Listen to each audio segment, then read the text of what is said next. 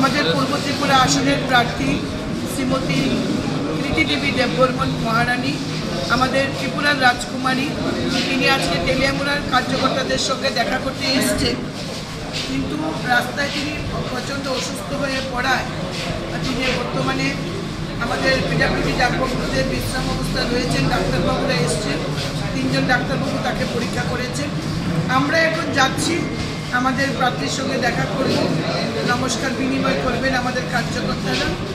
আমাদের লক্ষ্য ছিল, আমাদের বুথে বুথে কর্মসূচি চলছে, আমরা তৈরি পুরোপুরি নির্বাচনের জন্য। তবু আমরা চাইছিলাম আমাদের প্রার্থীর সঙ্গে একবার দেখা করতে। তিনি এসছিলেন, আছেনও তেলিয়ামুড়ায়, কিন্তু এখন এখানে আসতে পারছেন না, শারীরিক অবনতি হওয়ায়। আমরা যাচ্ছি ওনার সঙ্গে দেখা করতে। আগামীকালকে আমাদের রোড শো হবে, সেই রোড শোতে উপস্থিত থাকবেন রাজ্যের মাননীয় মুখ্যমন্ত্রী প্রফেসর ডক্টর মানিক সাহা, রাজ্যের মাননীয় প্রদেশ সভাপতি রাজীব ভট্টাচার্য এবং রাজ্যের রাজ্যসভার সাংসদ তথা পশ্চিম আসনের প্রার্থী শ্রদ্ধেয় বিপ্লব কুমার দেব। আগামীকাল 4টায় আমাদের র্যালি শুরু হবে। টাউন হল প্রাঙ্গণ থেকে মোটর স্ট্যান্ড অবধি আমাদের সেই র্যালি চলবে।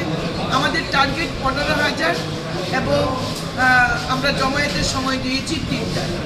আপনাদের মাধ্যমে তেলিয়ামুড়াবাসীকে আমি আহ্বান করব, কালকের এই রোড শোকে আপনারা সাফল্যমণ্ডিত করবেন এবং পূর্ব ত্রিপুরার আসনের যে ভারতীয় জনতা পার্টি, ত্রিপুরা প্রথা ও আইপিএফকে সমর্থিত এই প্রার্থী মহারানী কৃতি দেবী দেববর্মাকে আপনারা বিপুল ভোটে জয়যুক্ত করবেন, এই প্রত্যাশা রেখে আজকে আপনাদের সবাইকে নমস্কার জানিয়ে আমার কথা বলা শেষ করছি।